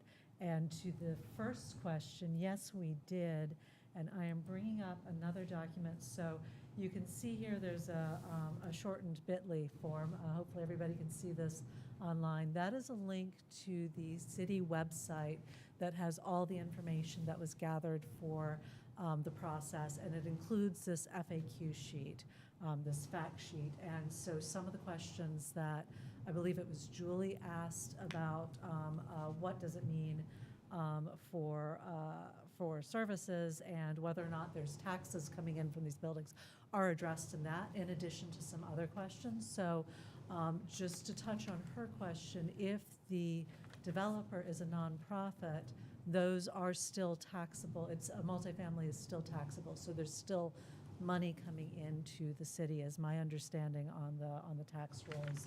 There's some other things. To the gentleman's question, and the reason I'm lumping them together is because the information is also on the site. We had a number of other pieces of information coming in during the process. Mass Development did some work, including the appraisals and a survey. Valley CDC did some work as part of other work that they were doing for the city. And one of them is a fit study for Maple Street School that shows conceptually how that school could be developed with the parking for new residents on site, public parking on site, a public playground on site, and private tenant space on site. Now, that doesn't require a developer to develop to that plan, but it did give the committee an idea of how these different components could fit on the site. So for anybody who's listening at home, obviously for yourselves, Counselor, I just recommend that website as a good resource for additional information into the process and the information that went into the RFP. Thank you. Any other councilors? Councilor Sarek? Just to respond to the concern earlier about the parking, but I think this is also helps respond more to potentially perceived neighborhood impacts in terms of existing outdoor commodities and resources. So if you look at the RFP, there's at least two things to consider here. One is Section 3, the development goals and objectives. And that sketches out kind of a more amorphic kind of consideration for both neighborhood impact as well, which includes specifically if you take away parking spaces, if you take away a park, how will development of any one of these buildings or all of them affect public spaces, and the developer has to answer for this in more of a narrative form. And so I think, and which specifically also includes a traffic and parking management plan, both in terms of specifically the locations themselves, but how they impact the neighborhood. And by how they impact the neighborhood could also mean is that removing potentially parking or also importantly green space from that. So that's and again, the consultant can correct me if I'm wrong here. And so it's covered there pretty substantially, and we're gonna, and the any prospective developer is gonna have to answer to that. And then again, just to come back to the criteria again, and this is another important reason why Criterium 2 was created, is that initially, if I remember correctly, the retention of, or potential retention of Pep and Gym and or the cafeteria auditorium was included in what now exists as Criterium 3.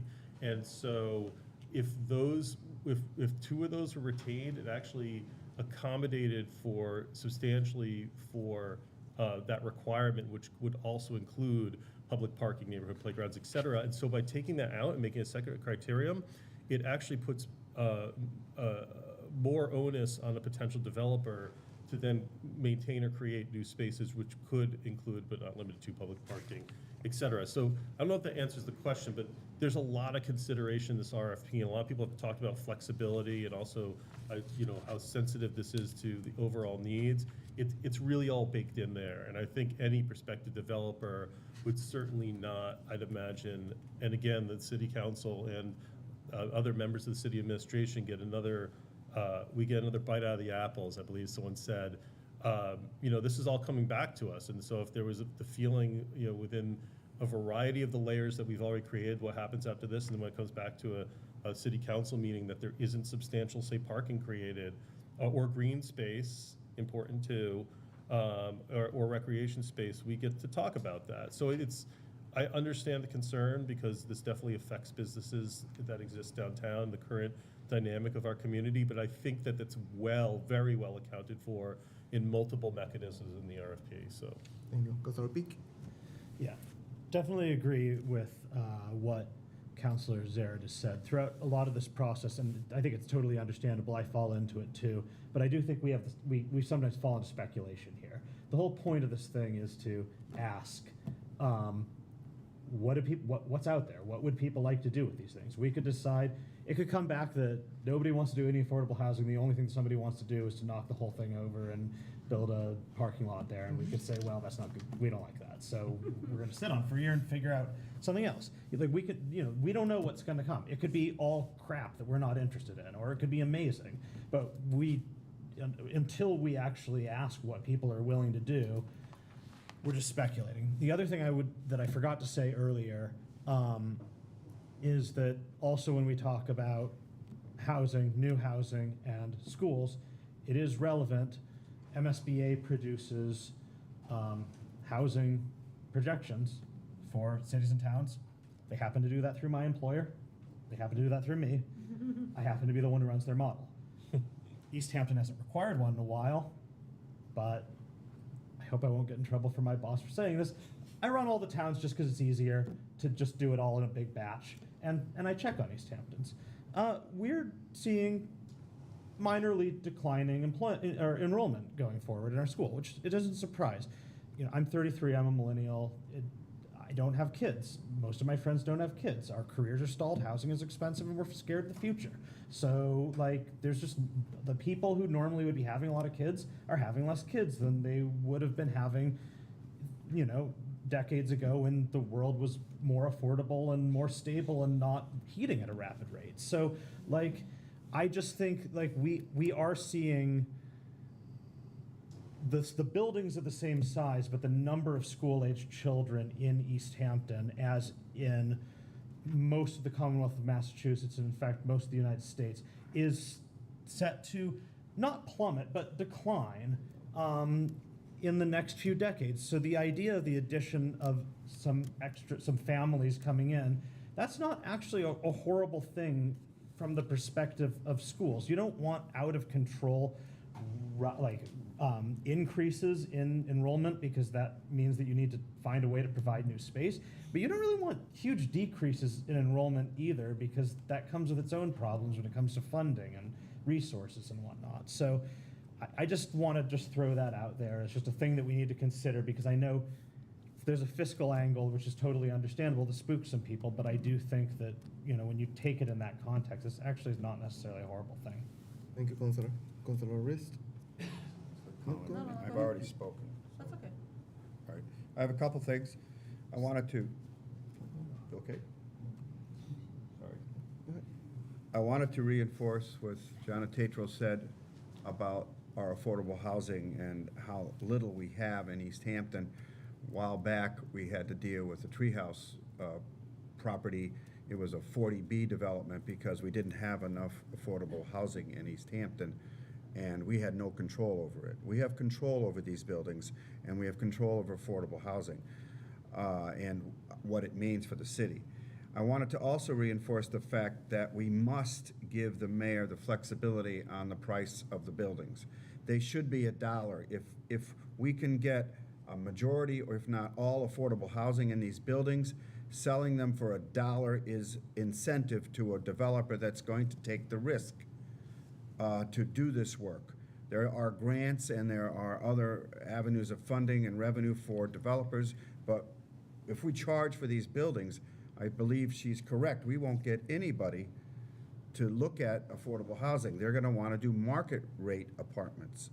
Now, if there is a mix in some development proposal of affordable and market rate, the mayor will, and that committee will decide whether we should charge for the buildings. So I hope this council won't ask to put in place in any amendment a dollar value on the buildings. Let's let the mayor negotiate that. Let's let that come back to us, and we can decide at that point.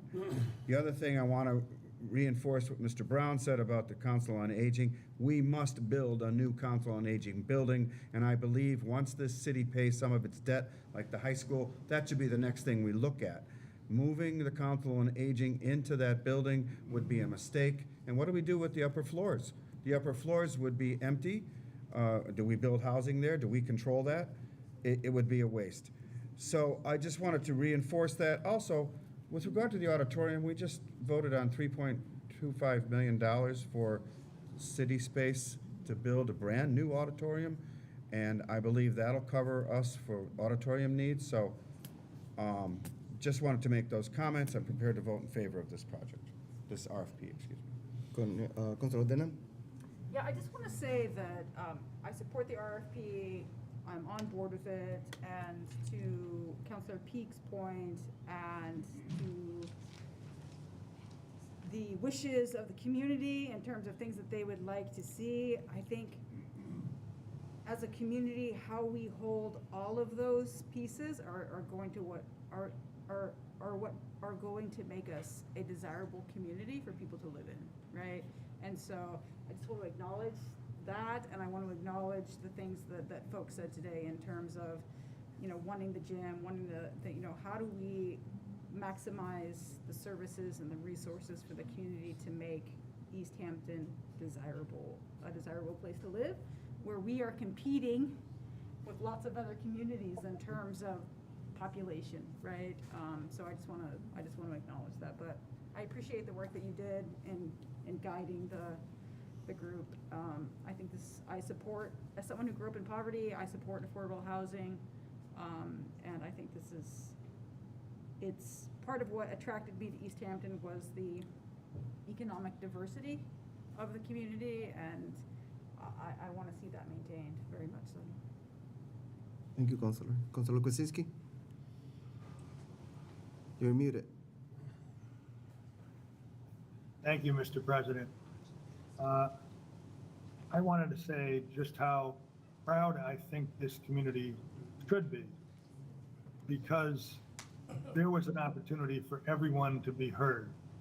And I believe that this community, and I know the property committee worked diligently to bake into the proposal flexibility and not to be rigid in any way about any issue, but to leave it to a process of negotiation, and hopefully we'll be able to get plenty of bids.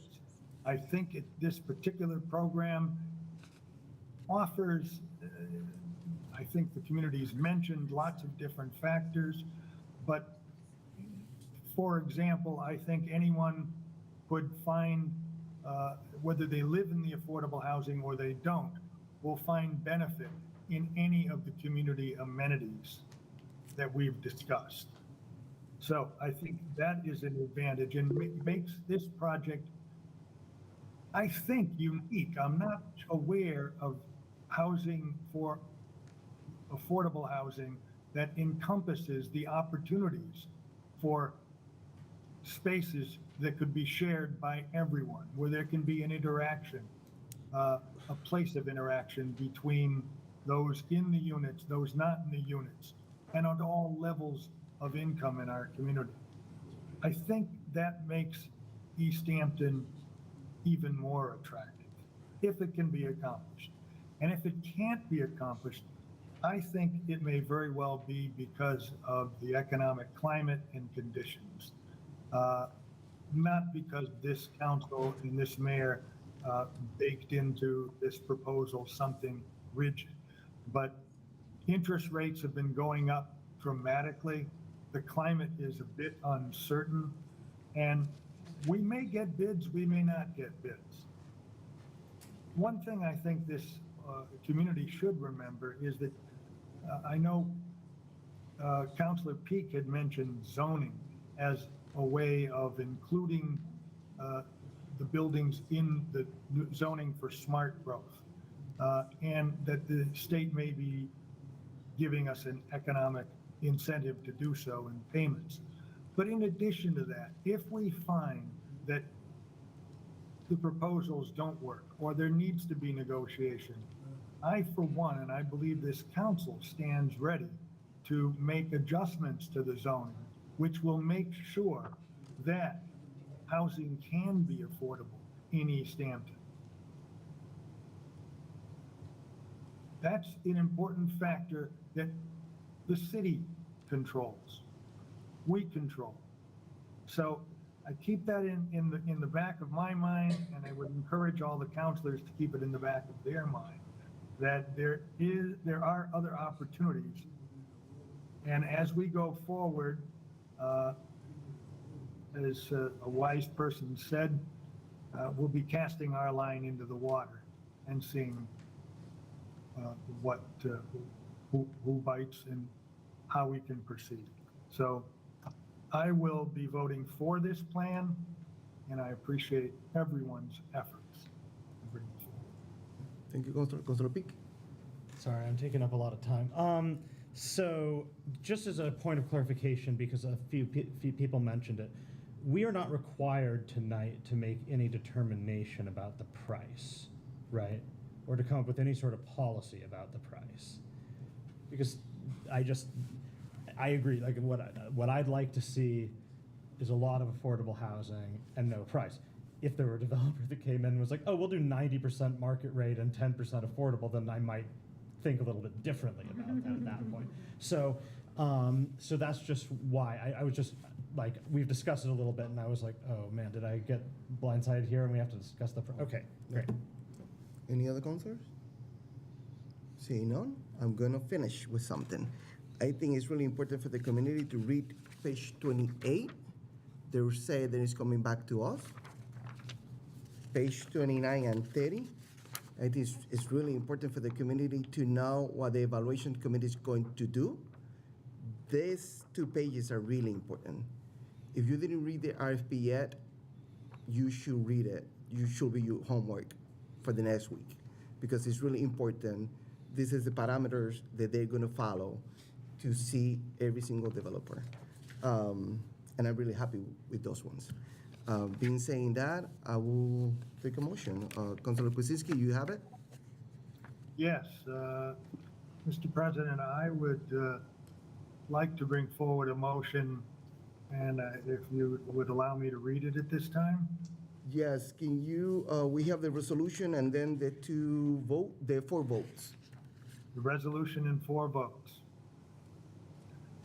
I move that the City Council resolve and vote to declare former schools as no longer necessary for municipal use and to authorize the disposition of same. The City Council, whereas the City Council for the City of Easthampton, Massachusetts voted September 7, 2022 to accept the following real property, structures, and fixtures collectively called former schools from the school committee for the City of Easthampton, School Committee. A, Maple Street School, 7 Chapel Street, Easthampton, Mass. Assessor's Map ID 54/24, the deed to which is found at Book 1062, page 14, in the Registry of Deeds for Hampshire County, Massachusetts. And B, Pepin School, 4 Park Street, Easthampton, Mass. Assessor's Map ID 52/82, source of ownership unknown or undetermined at this time. And C, Pepin Parking Lot, Main Street, Easthampton. Assessor's Map ID 5577, the deed to which is found at Book 725, page 131 in the Registry of Deeds for Hampshire County, Massachusetts. And D, Center School, 9 School Street, Easthampton, Massachusetts. Assessor's Map ID 52/80. Source of ownership unknown or undetermined at this time. And whereas the city is the owner of the former schools, and whereas the former schools are surplus property and not presently needed for municipal purposes, and whereas the city now wishes to declare such former schools surplus, and whereas the city council wishes to dispose of the former schools pursuant to a certain request for proposal RFP developed by the city of Easthampton, Massachusetts.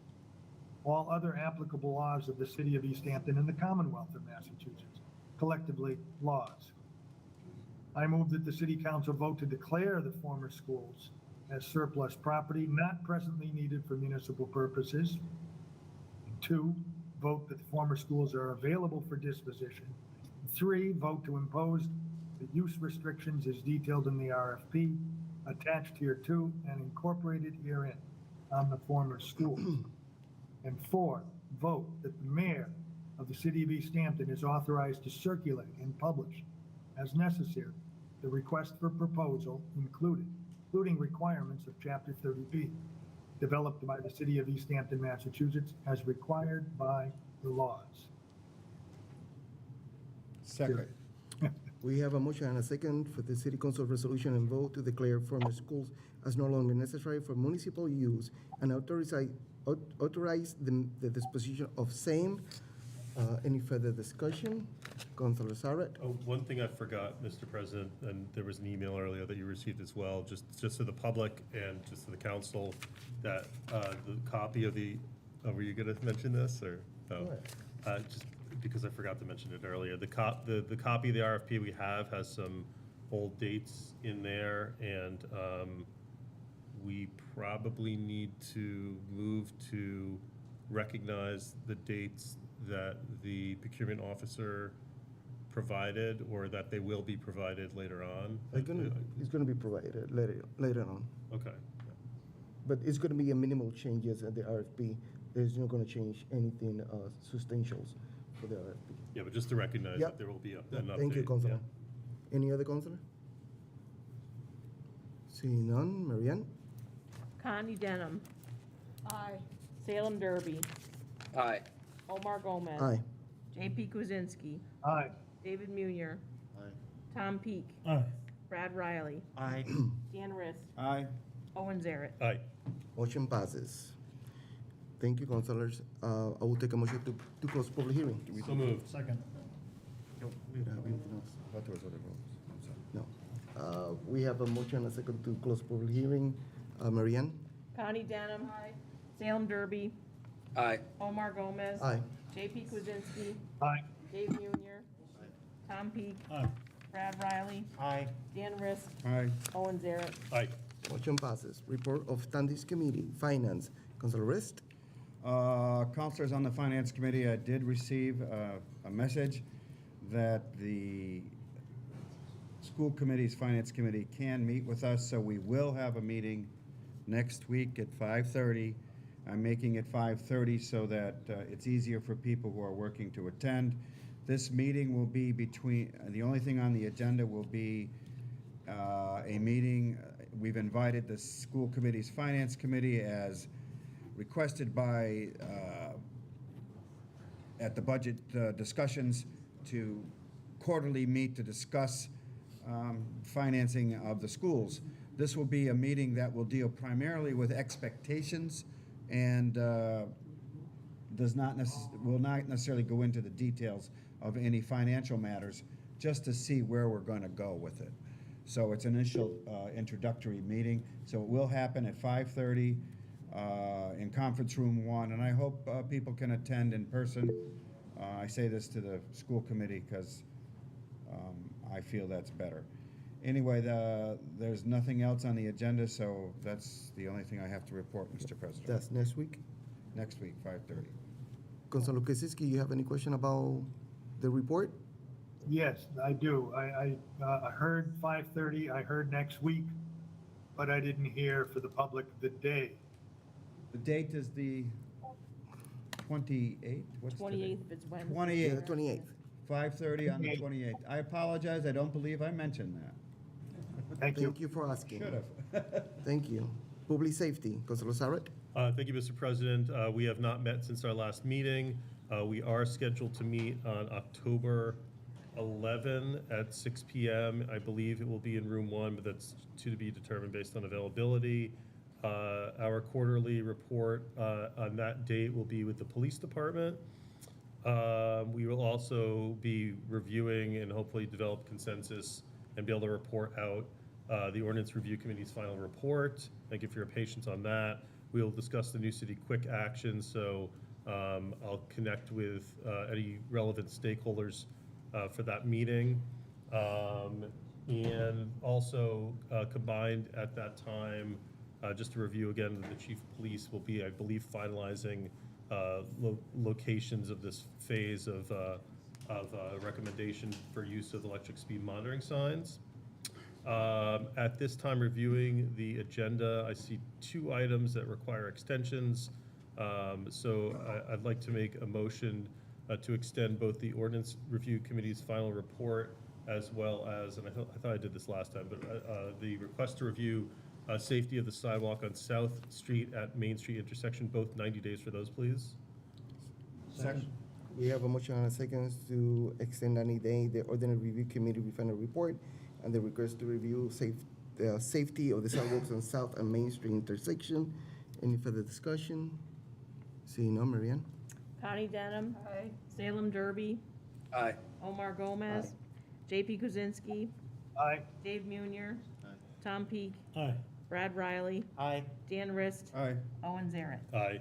Motion passes. And just as a quick note, the review of South Street, Main Street four-way traffic light, now that school is in session, I believe at some point there will be a new traffic count relevant to that agenda item that may be able to help us move forward there, or at least have more information. And thus concludes.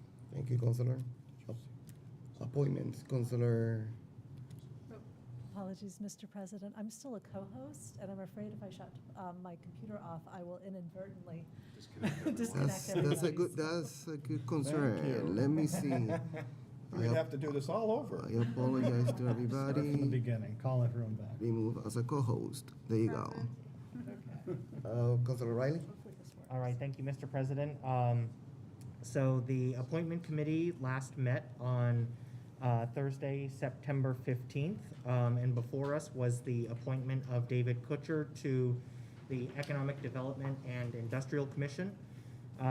So in lieu of attending that meeting, I had a conversation with him on Wednesday, September 14th. We discussed some of his qualifications. So he has been a resident in Easthampton since 2005. He lives in the downtown area and currently owns 2 small businesses that are residing in the Eastworks Mill building.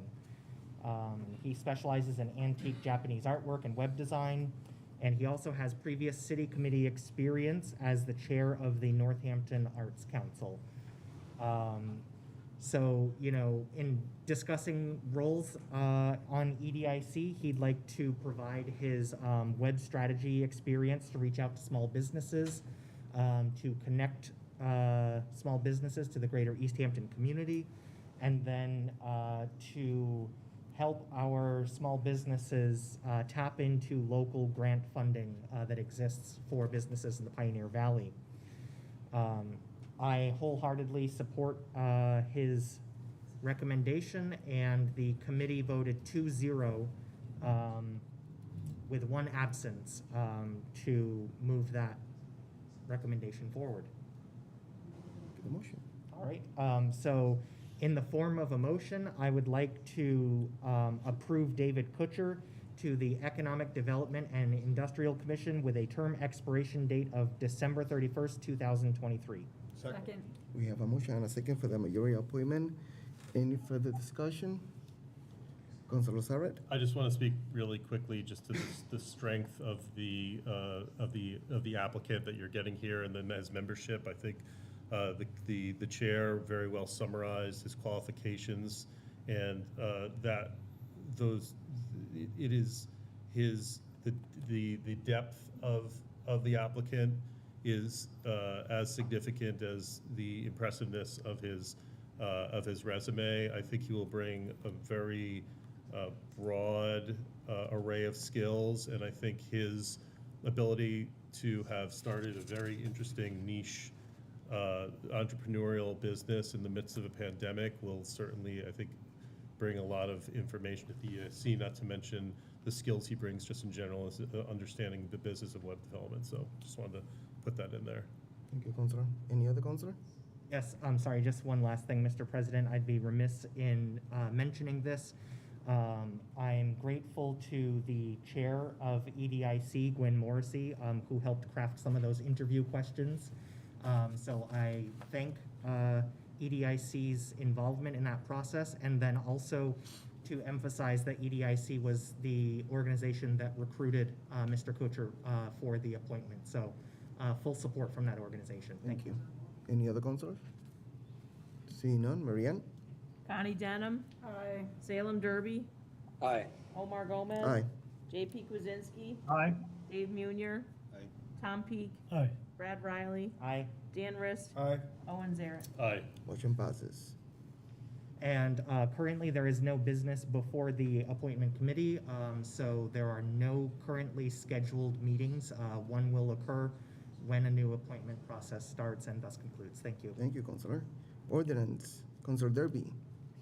Thank you, Mr. President. The Ordinance Committee did meet last night, and I want to just give a quick update on some of the items on our agenda. So the first item on our agenda, which is the Ordinance Review Committee's final report, we have submitted to the clerk many changes to the ordinances, and we're still trying to find the most optimal way to advertise those. So I'm working with the clerk, Barbara LeBombard, to make sure we can do that. So that is in process. We also, last night, we had a pretty detailed discussion on the abandoned storefront ordinance. And I will say that we will be meeting October 4th at 6 p.m. I'm thinking conference room 1, but we haven't confirmed that yet. And I want to put it out there publicly that this next meeting for the abandoned storefront ordinance is going to require some input from city employees.